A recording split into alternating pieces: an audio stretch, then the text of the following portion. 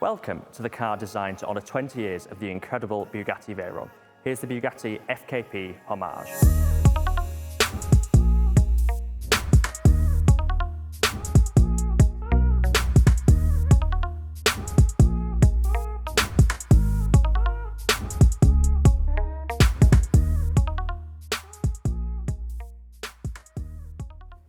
If you like cars, you have an awful lot to thank Ferdinand Piëch for.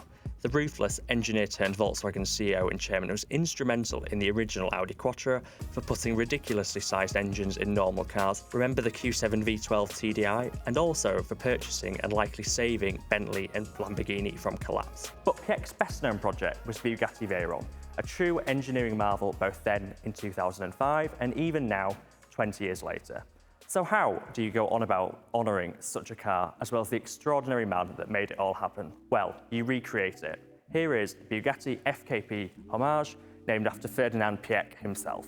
Piëch was a mastermind of engineering, and the Veyron idea first came about in 1997 when he sketched an 18-cylinder engine made up of a bank of 3 VR6 cylinder banks while on a bullet train in Japan, with Volkswagen buying Bugatti in 1998 to enable that to happen. Various 18-cylinder concept cars followed over the next few years, including a luxury saloon, but in the end it was settled to make a supercar. Well, a hypercar given Piëch's ambition. He wanted a car with 1,001 PS, a 400 km/h top speed, 4-wheel drive, and a 0 to 62 mph time of less than 3 seconds, yet still refined and comfortable enough to take him and his wife to the opera. Despite various prototypes, it was decided in the end to settle on just 16 cylinders made up of 2 W8 engines, with the Veyron project given the green light for production in 2001. 4 years later, Piëch realised his vision, and for me growing up, this was my poster car, and even now remains my all-time dream car.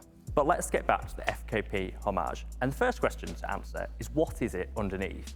Well, it's the work of Bugatti's Solitaire programme, designed to make one-off cars for its richest and most exclusive customers. The first, which was shown last year, and which I can't pronounce, was revealed at Pebble Beach, and this is only the second car it's made.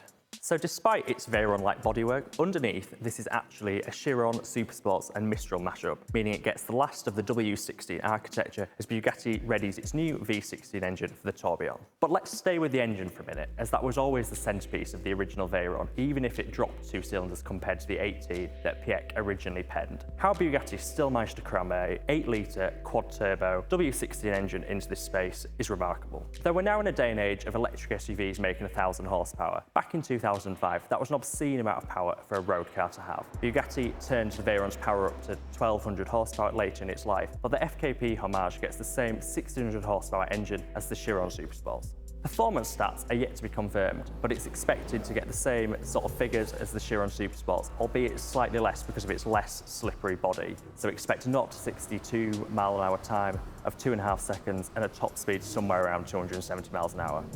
The Veyron was originally penned by Joseph Caban and was a radical departure from traditional wedgie supercars of the time. The Veyron's signature details remain here: the air ducts directly above the occupants' heads, the horseshoe grille, the C-shaped lines holding the air intakes, and of course the two-tone colour scheme. In fact, this red and black, an original Veyron colour scheme, has been done to match the owner's own Veyron. Even though it might look a lot like a Veyron, every single line has been moved or redesigned compared to the original. Bugatti's current head of design joined the firm in 2008, and one of his first projects was working on a Veyron facelift, which never came to fruition because Bugatti then decided to make the Chiron. However, this car introduces some of those details that would have come to light had the facelift ever been made. For example, these L-shaped LED lights, and if we move to the back of the car, the FKP Hommage retains the Veyron's signature quad tail lights. However, they have a new tunnel design which was meant to be implemented onto the facelift. Now, I asked to sit inside, but they saw my credit score, so I can't actually get in, but I can talk about it.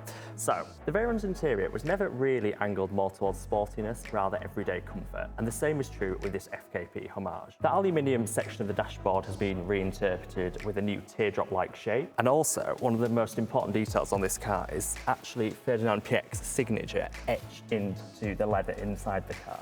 But one of the most important details in the FKP Hommage is actually the clock, which is a 43mm Aubamart PK timepiece specifically made by this car at the request of the customer, and it's worth more than most supercars. So all in all, the interior still feels a lot like a Veyron, and that's ultimately the whole idea of this car. It reinterprets that icon. But what you probably want to know is how much does it cost, and ultimately, who is the person who has commissioned this? Well, unsurprisingly, Bugatti won't tell us either of those things. However, we know the car will be staying in Europe and that it's been designed to match their other Veyron. And as for price, well, we don't really want to speculate, but we've been told it might cost roughly in the same region as the other one I can't pronounce, and that means around £15 million. It's a remarkable recreation of one of the most iconic modern hypercars. It's almost a shame that it's a one-off. But what do you think to it, and what else would you have liked to have seen on a Veyron tribute? Let us know in the comments.